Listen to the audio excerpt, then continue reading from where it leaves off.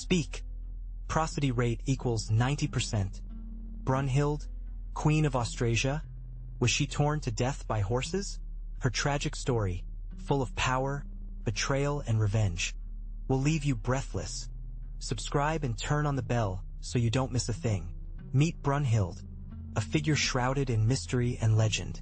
Queen of Austrasia, her life was marked by power, intrigue, and cruelty. Imagine a woman of great beauty and cunning, capable of manipulating kings and nobles to achieve her ambitions.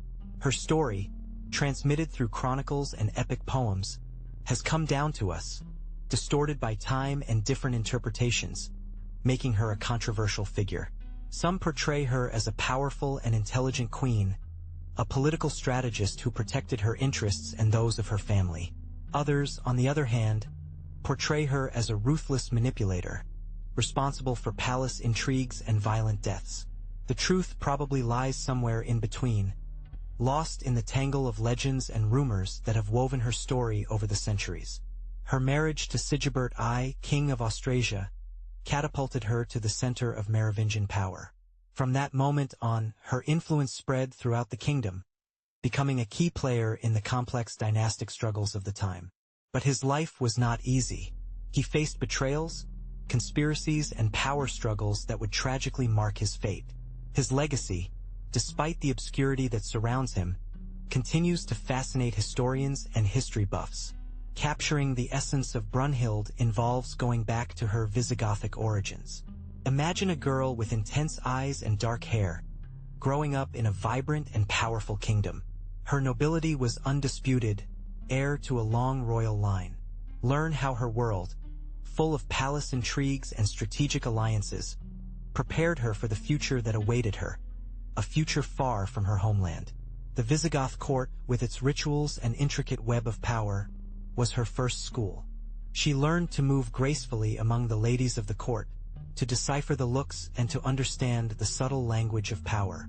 Observe how, with each lesson, she forged the ambition and cunning that would characterize her. Her arrival at the Frankish court marked a radical change, from Visigoth opulence to splendor, but also to the uncertainty of a new culture. Think of her, a young foreign princess navigating the political complexities of a foreign kingdom. Her beauty and intelligence did not go unnoticed, making her a key player on the game board of the Frankish kings.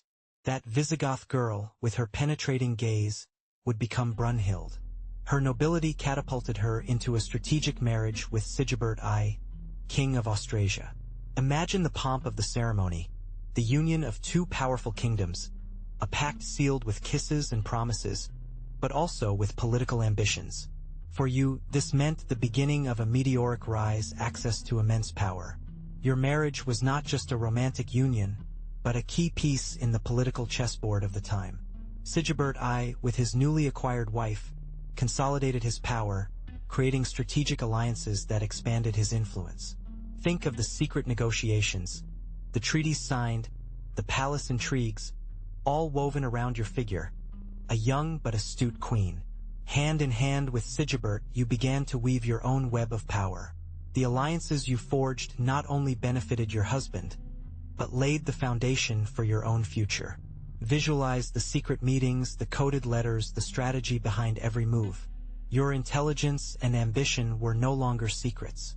The newly begun reign promised to be a political battlefield, where you were a key player. But the ceremony was only the beginning. You, as a spectator, witnessed the transformation of that young woman into a cunning queen. Brunhild was not content with palatial luxury. Her ambition was immense. You will observe how she quickly weaves a web of political alliances, using her charm and her intelligence to secure the future of her kingdom and her dynasty. She becomes a key player on the political chessboard, moving her pieces with precision and determination. Her diplomatic strategy was not limited to the royal courts. You will see her become an expert negotiator, forging pacts and resolving conflicts with cunning. Her influence extends beyond the borders of Austrasia, weaving a complex web of loyalties and obligations that strengthen her and her husband's position. Watch how she uses diplomacy as a powerful weapon, capable of tipping the balance of power in her favor. Prosody, S/speak. Speak. Prosody rate equals 90%. But her ambition was not only political. You witness how Brunhild consolidates her power through an iron grip on the administration of the kingdom. Watch as she manages resources, appoints loyal officials, and ensures the economic stability of Austrasia. Her ability to effectively manage the kingdom demonstrates that her influence is not limited to diplomacy and negotiation, but extends to all areas of government. His ambition, however, sowed the seeds of his own destruction. As he consolidated his power, powerful enemies moved in the darkness. I will show you how the seemingly brilliant and powerful court concealed a web of treachery and conspiracies that threatened to tear the kingdom of Austrasia apart. Remember that stability was fragile, and a single false move could unleash a cascade of violence. The death of Sigebert I came unexpectedly, a blow that shook the foundations of the kingdom. Imagine the panic that gripped the court, the uncertainty that paralyzed his subjects. It was a ruthless assassination, executed with precision and stealth, an act that ushered in an era of instability and war. Although the exact details remain shrouded in mystery, suspicions pointed to a palace conspiracy. Who were the instigators? Who were the accomplices? The answer is complex, a labyrinth of broken alliances and hidden grudges, where personal ambition was intertwined with a thirst for power. You, as a witness to these events, will see how betrayals become the new coin of the realm. With Sigebert I dead, Brunhild, his widow, assumed the regency of her youngest son, Clotarius II. But her position was precarious. The Frankish nobility, always greedy for power, saw in the queen regent a threat to their interests. Many lords opposed her authority, resenting her influence and the tight control she exercised over the young king. Power struggles intensified. The nobles conspired in the shadows, plotting alliances and seeking ways to weaken Brunhild and wrest control from Clotarius II. You will see how the queen, astute and determined, knew how to weave strategic alliances to counteract the threats that loomed over her and her young heir. Every move was a risky gamble in a deadly power game. The struggle for the tutelage of Clotarius II was ruthless. Brunhild, with her political savvy and iron will, faced opposition from powerful dukes and counts who were eager to control the young king and divide power among themselves. You will witness the palace intrigues, betrayals and alliances that defined this turbulent period of Frankish history. That threat materialized in the figure of Fredegunda, the ambitious queen of Neustria. While you struggled to maintain control in Austrasia, Fredegunda saw you as an obstacle to her own dynastic ambitions. Her influence in the Neustrian court was immense, and her intrigues lethal. The rivalry between you was not just a territorial dispute, but a struggle for absolute power in the Frankish kingdom. The war between Austrasia and Neustria became a constant. Each victory of one was followed by the revenge of the other. Alliances were woven and broken as easily as wars were unleashed. You maneuvered carefully, trying to maintain stability in your kingdom, while Fredegunda, with her cunning and cruelty, constantly conspired against you. The shadow of treason always hovered over both courts. The struggle for control of Austrasia and Neustria was not only a political question, but a personal struggle, a battle between two powerful women, determined to crush the other. Each used every weapon at her disposal: diplomacy, war, assassination, manipulation. The blood of the nobles flowed like rivers, feeding the unquenchable thirst for power of both queens. The threat posed by Fredegunda was constant, a thorn in the heart of your son's kingdom. Your kingdom, Austrasia, became embroiled in a maelstrom of wars. Fredegunda, with her relentless ambition, attacked you from all sides, using strategic alliances with disgruntled nobles and exploiting the internal weaknesses of your own kingdom. Each lost battle brought you closer to ruin. Each betrayal left you more vulnerable. The nobles, greedy for power and wealth, changed sides as easily as they changed clothes. One day they swore allegiance to you, the next they conspired against you, driven by Fredegunda's promises or by their own self-interest. Your struggle to keep the crown became a struggle against human nature itself. The consequences of these internal wars were devastating. The people suffered the consequences of constant battles. The economy collapsed and the kingdom weakened. The prosperity you once enjoyed became a distant memory, eclipsed by the shadow of war and betrayal. Your reign, once a symbol of power, teetered on the brink of collapse. Prosody, speak. Speak. Prosody rate equals 90%. The court was a hotbed of secrets. Every smile, every whisper, concealed a potential betrayal. You, surrounded by ambitious advisors and scheming nobles, had to navigate carefully through that sea of lies. Love became a double-edged sword, used to form alliances or to destroy your enemies.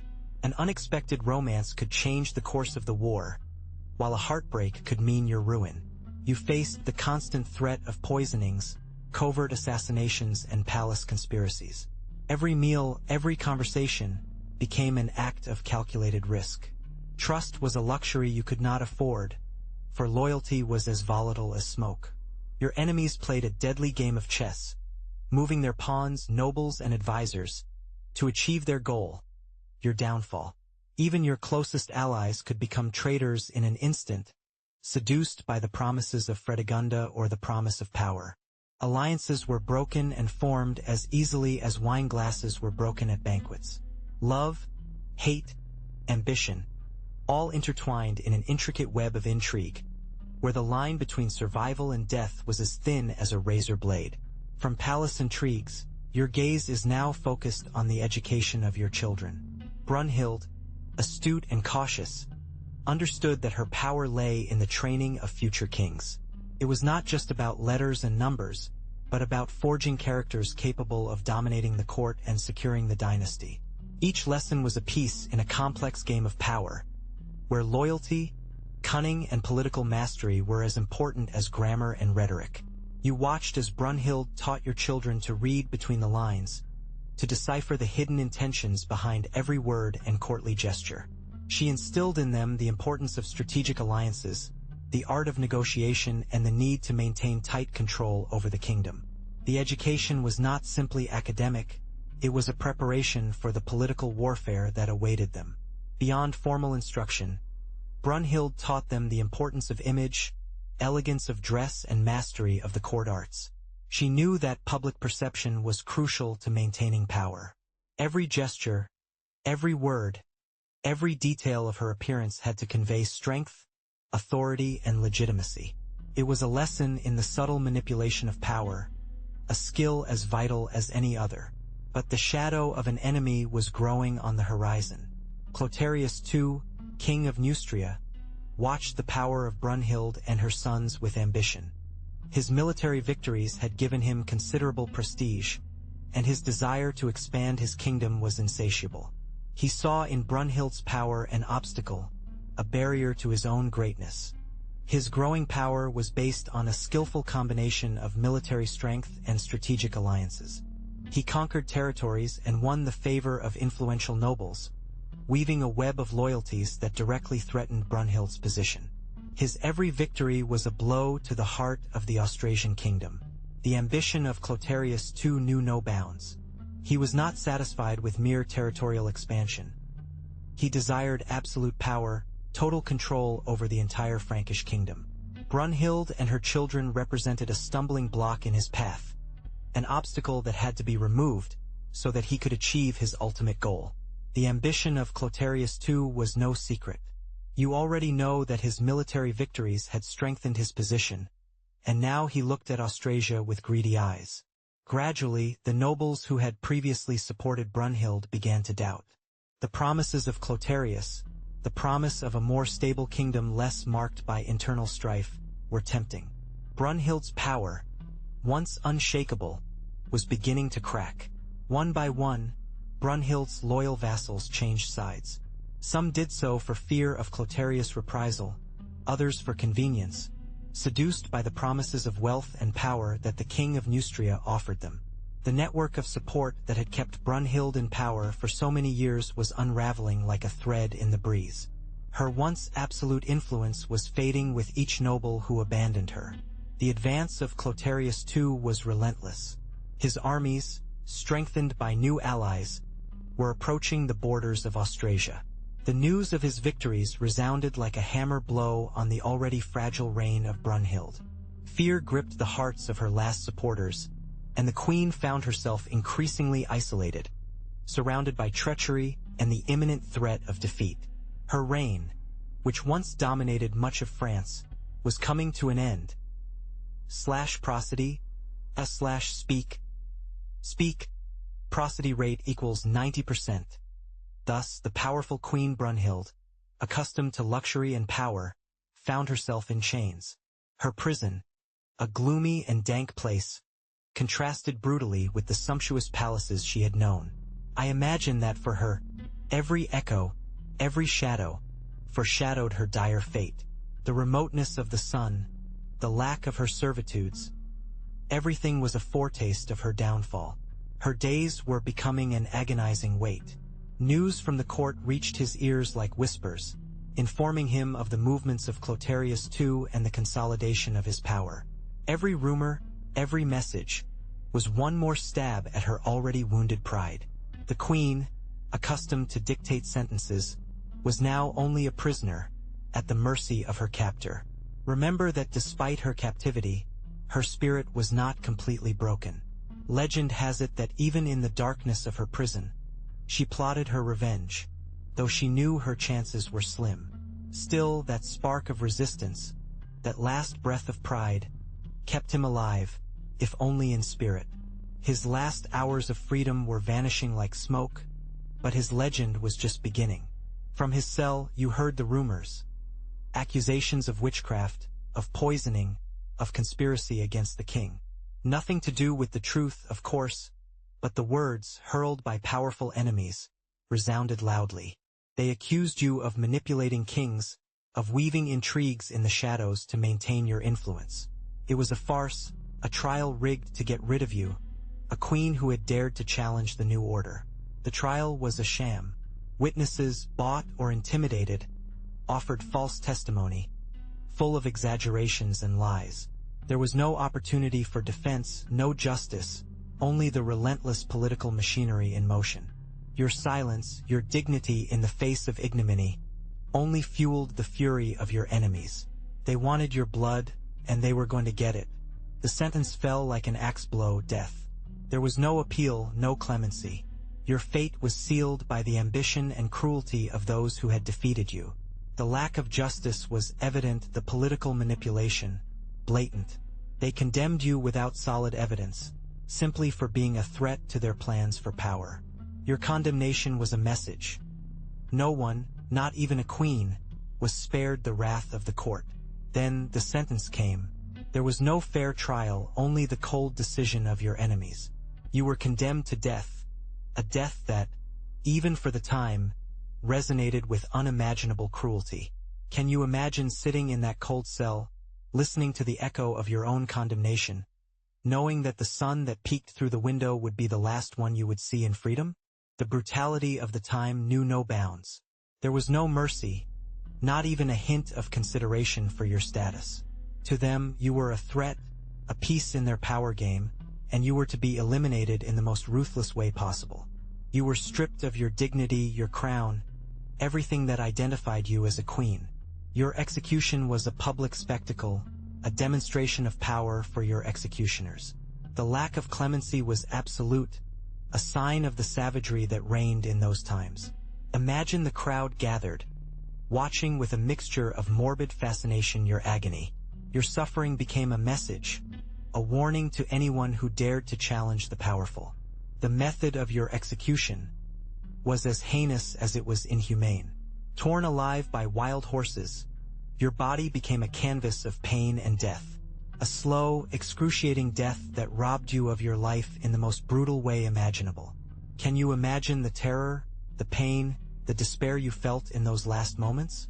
You were tied to 4 wild, powerful, unbridled horses. Their manes black as night were waving, anticipating the carnage. The tension in the air was palpable, a sepulchral silence broken only by the panting of the animals and the frantic beating of your own heart.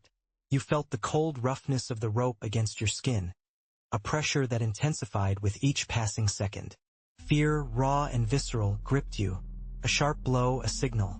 The horses, spurred on by the executioners, lunged with enormous force. You felt a brutal pull, a tearing sensation that ran through you from head to toe.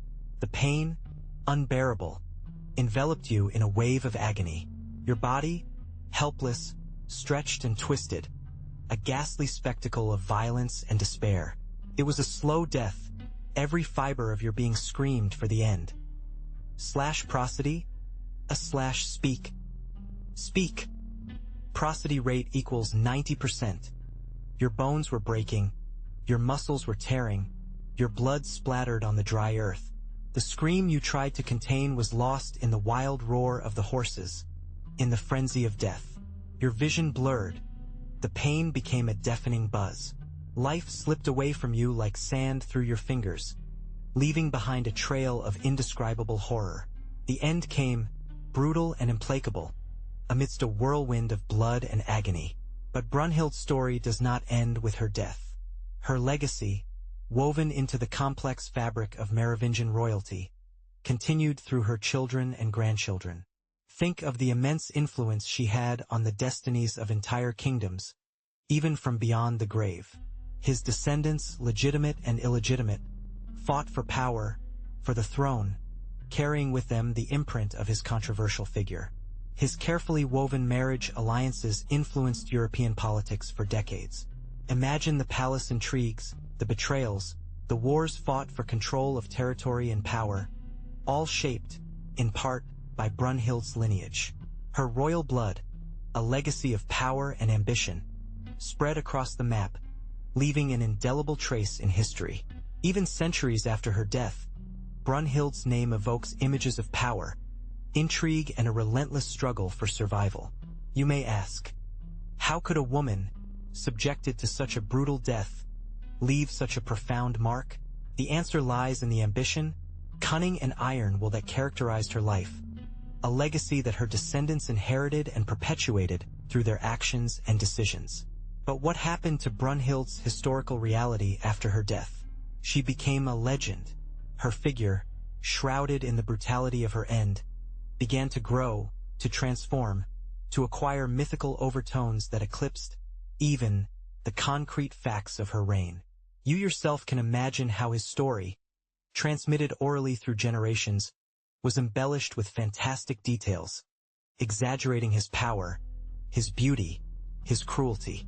From a powerful and manipulative queen, she became an almost supernatural figure, a witch, a magician capable of influencing the destiny of entire kingdoms. Her story was mixed with the legends of other powerful women of the time, creating a hybrid figure, a complex character that embodied both power and fatality. Through epic poems, songs, and folk tales, Brunhild's story spread throughout Europe, adapting to different cultures and traditions. Her name became synonymous with strength, cunning, and tragic beauty. In fact, her legend transcended time, even inspiring literary and artistic works centuries later. Thus, from the brutal historical account, Brunhild passed into literature. In medieval chronicles, her figure took on a legendary aura, sometimes as a powerful and cunning queen, sometimes as a ruthless villain. Imagine how troubadours and minstrels depicted her in their epic poems, modifying the story to suit their narrative needs. Her story became a mirror where each era projected its own values and prejudices. In later literature, the image of Brunhild continued to evolve. Authors such as the Romantics saw her as a tragic figure, a victim of the political intrigues and machismo of her time. Her strength and determination, despite her cruel fate, resonated with the Romantic sensibility. Think of her as a symbol of female resistance in a male-dominated world. Later, in the 20th and 21st centuries, Brunhild has been revisited by authors who present her from diverse perspectives. Some have rescued her from the shadow of the Black legend, offering a more complex and nuanced interpretation of her personality. Others have used her as a literary archetype, exploring universal themes such as power, ambition, and revenge. How do you think contemporary authors would see her? From legend to image, how has Brunhild been depicted through the ages? In medieval times, her figure, powerful and controversial, was captured in tapestries, manuscript illuminations, and sculptures. Think of those ancient depictions, often schematic, but conveying the force of her personality. Imagine those scenes, perhaps a bit crude to our modern eyes, but which were a reflection of the perception of her at the time. Over the centuries, her image changed. The Renaissance portrayed her with greater realism, although still with a symbolic charge. You can imagine those paintings, with precise details in dresses and jewelry, but with a look that conveys power and mystery. She was often depicted with royal attributes, but also with an expression that suggested her complex and contradictory character. Prosody, speak. Speak. Prosody rate equals 90%. In modern art, Brunhild has been revisited in a variety of ways. Some artists have depicted her as a victim, others as a powerful and ambitious figure. Remember these contemporary interpretations, each with its own approach, which allow us to understand the complex evolution of her image throughout history. What does the image of Brunhild in today's art suggest to you? But how much of what we know about Brunhild is true? History, as you know, is often mixed with legend, and in the case of Brunhild, the line between fact and fiction is blurred. The chronicles of the time, written by monks and courtiers, were often biased by their own political or religious agendas. Remember that Brunhild was a controversial figure, a powerful queen who challenged male authority. That alone made her an easy target for defamation. The sources describing her death are especially problematic. The account of the queen being torn apart by horses, so vivid and brutal, could be an exaggeration, a way of demonizing a figure who challenged the established order. Modern historians debate whether she really suffered such a fate or whether her death was more prosaic, though equally tragic. It is important to consider the context in which these events are told. So how can we separate the reality from the legend? The key is to analyze the sources with a critical eye, comparing different accounts, looking for inconsistencies and considering the possible biases of the authors. We cannot ignore the possibility that Brunhild's story may have been manipulated to serve political or religious interests, or even simply to create a more appealing narrative. Remember that legends persist, often for their narrative power, beyond their historical truth. So where do we get our information about Brunhild?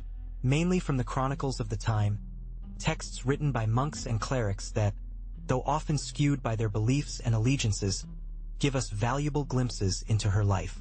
Imagine those thick scrolls, full of elegant but difficult to decipher writing, recounting the events of a kingdom in constant conflict.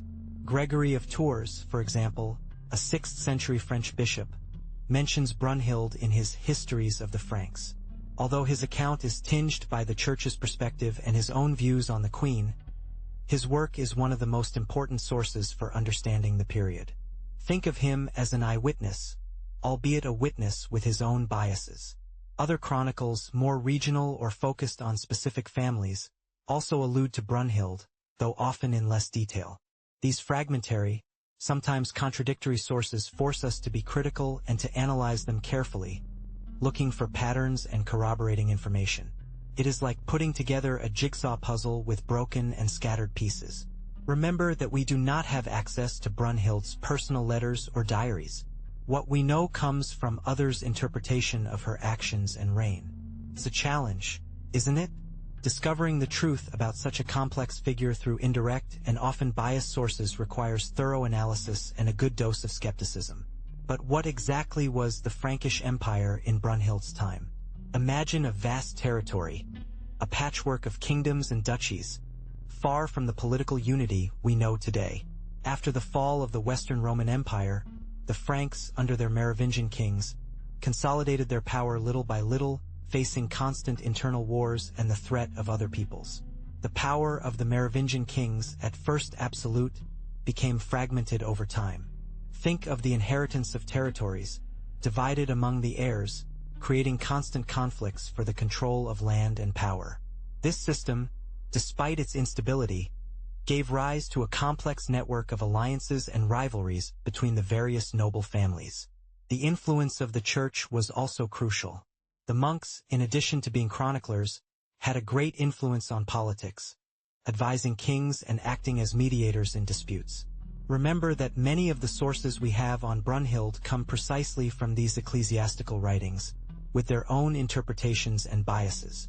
In short, the Frankish Empire of Brunhild's time was a complex scenario, a web of power and ambition, where political fragmentation, rivalry between noble families and the influence of the church set the stage for the dramatic stories of the time, including, of course, the queen's own life. Imagine the fragmentation of the Frankish kingdom, a web of alliances and betrayals. After the death of a king, the struggle for power erupted with the violence of a storm. Brothers against brothers, cousins against cousins, each with his own ambitions, fought for the throne and control of vast tracts of land. Prosody,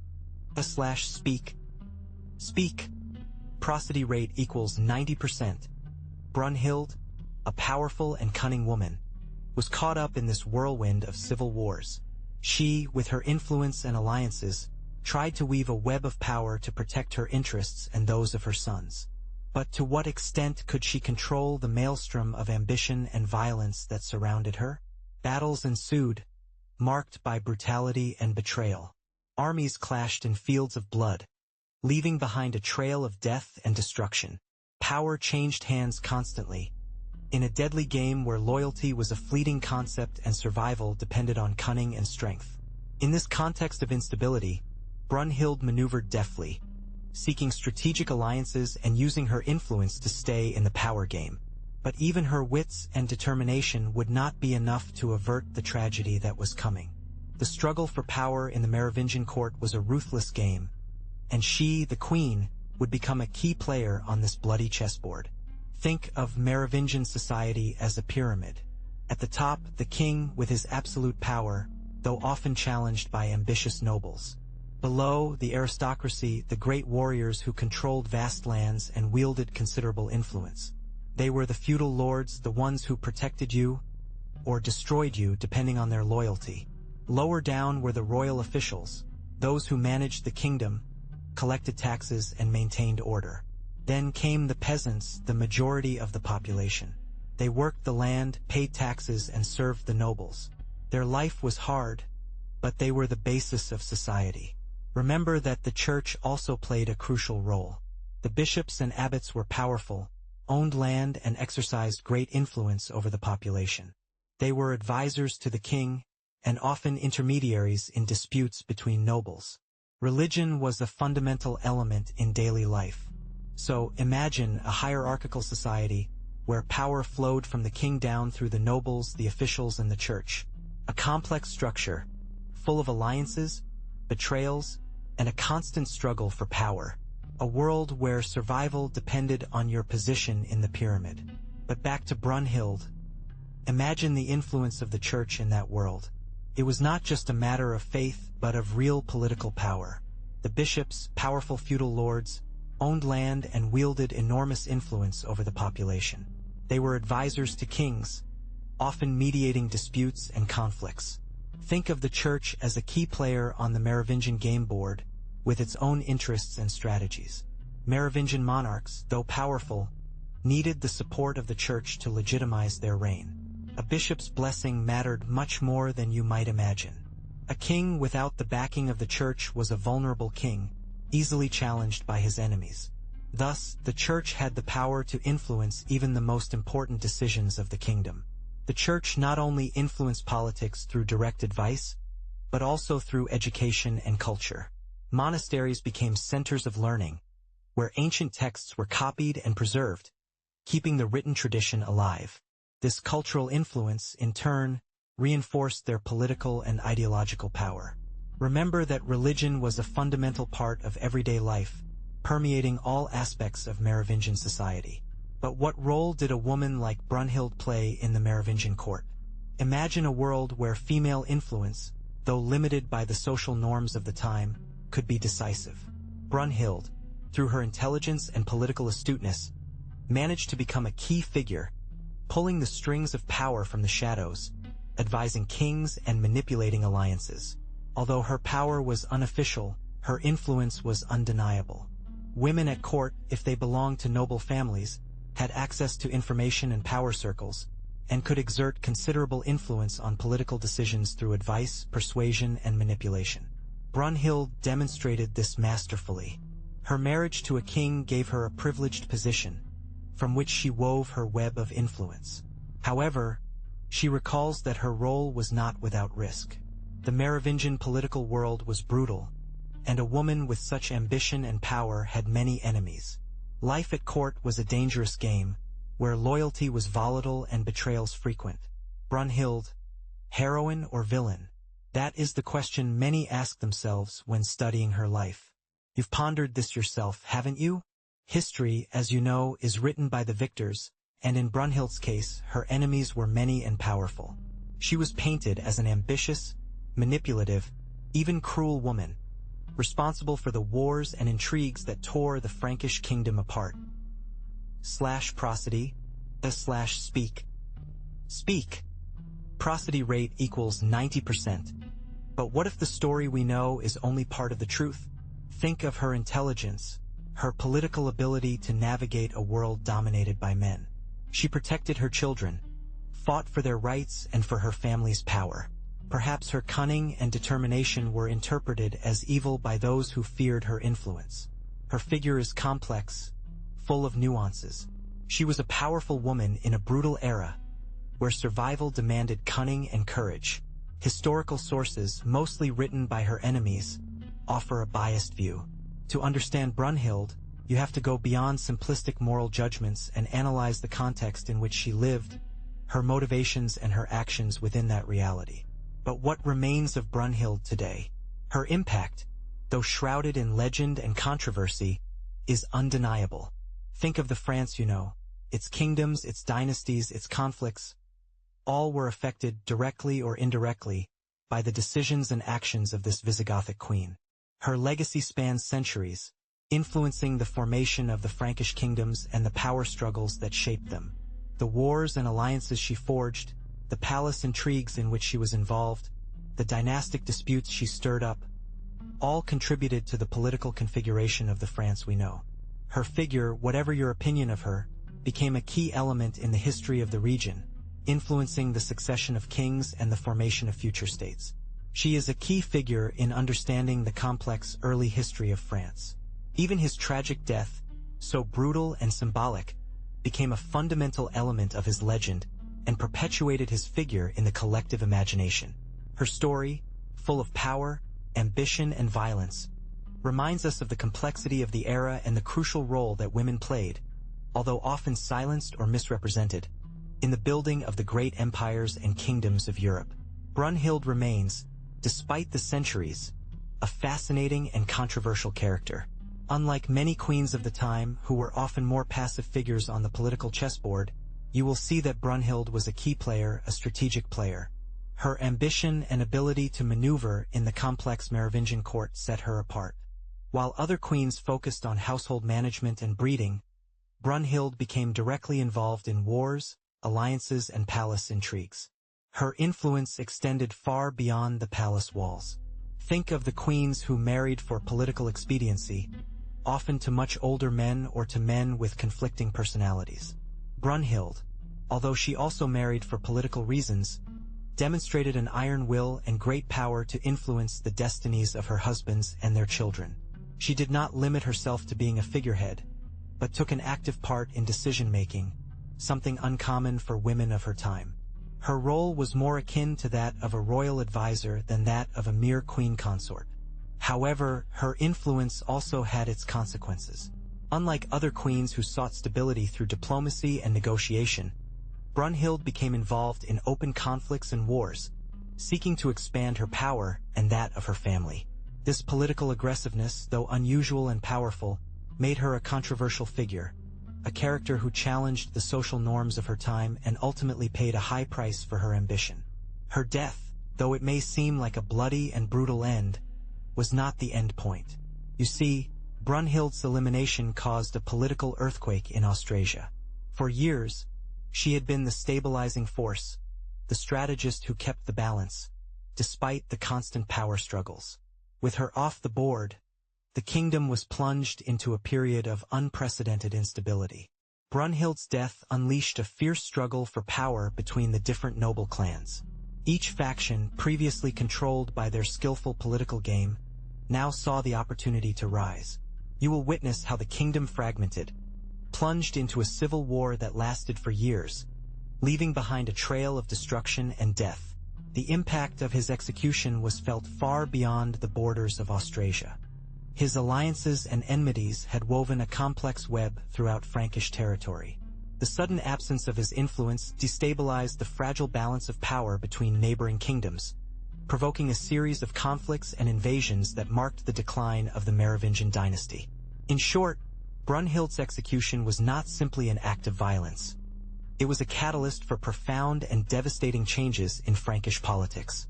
Her death opened a Pandora's box, triggering an era of instability, war, and decline that would forever mark the fate of the Merovingian kingdoms. You will understand that his legacy, though tragically ended, continues to resonate through the centuries. Prosody, speak. Speak. Prosody rate equals 90%. With Brunhild's death, a cascade of events was unleashed that marked the inexorable decline of the Merovingian dynasty. You see, her influence, though brutal, had maintained a fragile balance of power. His disappearance left a vacuum that the ambition of the nobles quickly filled, weakening royal power and opening the door to infighting. The Frankish kings, successors to Clovis, became increasingly weak figures, puppets in the hands of the powerful palace stewards. These stewards, initially appointed to administer the affairs of the kingdom, gradually accumulated power, eclipsing the monarchs to the point of turning them into mere symbols. The fragmentation of the Frankish kingdom into smaller kingdoms, such as Austrasia, Neustria, and Burgundy, further exacerbated the situation. Each kingdom was plunged into its own internal disputes, weakening the whole and facilitating the emergence of new regional powers that would challenge the king's authority. You will see how an empire crumbled. The weight of constant civil wars, invasions, and the ineffectiveness of the Merovingian kings led to a deep political and social crisis. The nobility, increasingly powerful, confronted the royal power, tearing apart the very fabric of the kingdom.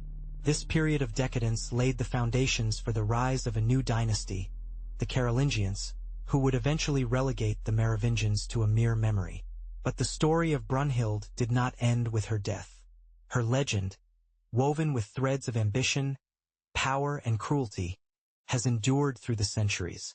You yourself can find traces of her in literature, film, and even video games. Imagine how her figure, shrouded in mystery and controversy, has inspired artists and writers for generations. Think of the many works that have taken her as their muse, transforming her into a powerful queen, sometimes ruthless, sometimes a victim of circumstance. Her image, often distorted by the passage of time and artistic interpretation, continues to fascinate and generate debate. Even today, his name resonates, evoking images of palace intrigues and power struggles. His story, told and retold, has transcended the boundaries of time and has become part of the collective imagination as a symbol of a turbulent and fascinating era. When you learn the story of Brunhild, you are faced with a complex character, a queen who defied the norms of her time. Her life, marked by power and political intrigue, gives us a glimpse of the limited space that women had in the high Merovingian nobility. Despite her influence and ambition, Brunhild faced a patriarchal society that condemned her for her strength and determination. Think about it. How many stories of women with such power have been lost in the annals of history? The historical narrative, often written by men, tends to silence or minimize the contributions of women. Brunhild, despite her tragic end, becomes a symbol of female resilience in the face of an oppressive system. Her story, although tinged with violence and cruelty, also invites us to reflect on the role of women in the construction of power. Brunhild, with her strategic alliances and her struggle to maintain her influence, shows us a little explored facet of female leadership at the time. What would history have been like if women like her had had more opportunities? So, was she really torn by horses? That's the question I get asked the most. The truth is complex. Medieval chronicles, often exaggerated and full of political propaganda, describe her death in this brutal way. But the lack of reliable contemporary sources leaves us with many doubts. Was it an official punishment, a personal vendetta, or a legend created to discredit such a powerful figure? Another frequent doubt is about her role in Frankish politics. Was she a simple manipulated queen, or a shrewd strategist? Brunhild was a key player in the power game of the time, weaving alliances and confronting her enemies with intelligence. Her actions, though sometimes cruel, reflect the brutality of the times and the need to survive in a world dominated by men. And finally, how can we separate legend from reality in his story? That is the task of any historian. We have to analyze the available sources, taking into account their context and possible biases. Brunhild's story, therefore, remains a fascinating enigma, a puzzle that invites us to investigate and question what we think we know. So, what can we conclude about Brunhild? The story, as you already know, is full of shadows. What is certain is that her life was a whirlwind of power, intrigue, and violence. A woman who defied the conventions of her time, a queen who ruled firmly in a man's world. Her end, whatever the truth behind the legend, speaks of a brutal era and an enigmatic figure that continues to captivate centuries later. Prosody /speak. Speak. Prosody rate equals 90%. The image of Brunhild being torn apart by horses is shocking, isn't it? But beyond the morbidity, it invites us to reflect on the manipulation of history, on how chronicles, written by the victors, can distort the truth to serve their own interests. Perhaps the brutality of the legend hides a more complex reality, a struggle for power that transcended the life of the queen. Regardless of how she died, Brunhild remains a symbol of female power in an era dominated by men, a symbol of resistance in the face of adversity, a symbol of mystery that persists through time. Her story, though shrouded in legends and contradictions, reminds us of the importance of questioning dominant narratives and seeking the truth, however elusive it may be. Before we say goodbye, I want to thank you for making it this far. I hope you have enjoyed this journey through the life of Brunhild, a woman as fascinating as she was controversial. Remember that history, especially that of such distant times, is often full of interpretation and debate. To create this video, I have drawn on a wide range of sources, from medieval chronicles to modern historical studies. Some of the most important works I consulted are listed in the video description, so take a look if you want to dig deeper. I especially want to highlight the work of historians who have spent years researching the figure of Brunhild, unraveling the truth among the myths and legends. Their work has been fundamental to understanding the complexity of this queen and her era. You will also find their names in the description. Finally, thank you for your time and interest. I hope this video has helped you to better understand the life and death of Brunhild, a figure that continues to fascinate historians and the general public after so many centuries. Don't forget to subscribe for more videos like this one. But Brunhild's story doesn't end here. To delve even deeper into her legacy, I recommend exploring some additional resources. In the video description, you'll find links to scholarly articles and websites with detailed information about the Merovingian era and the life of this complex queen. There you can find maps of the period, images of artifacts, and reconstructions of Frankish nobility dress. In addition, I have included some high-resolution images of illuminated manuscripts of the period, which will allow you to appreciate the art and culture of the Merovingian era. Look at the details of the illustrations, the writing, and the colors used. Think about how these images can give a glimpse of daily life at Brunhild's court. And don't forget to explore the 3D reconstructions of objects and costumes of the period that I have added to the description.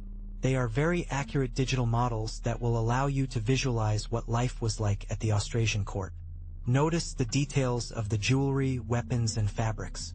Imagine Brunhild wearing those dresses and jewels. I hope this additional material will help you better understand Brunhild's life and the historical context in which she lived. Remember that history is always richer when its different facets are explored. Thank you for your interest and see you next time. I hope you enjoyed Brunhild's story. It was an intense life, wasn't it? If you liked it, like it and subscribe for more fascinating stories. What do you think? Leave it in the comments. slash prosody, slash speak.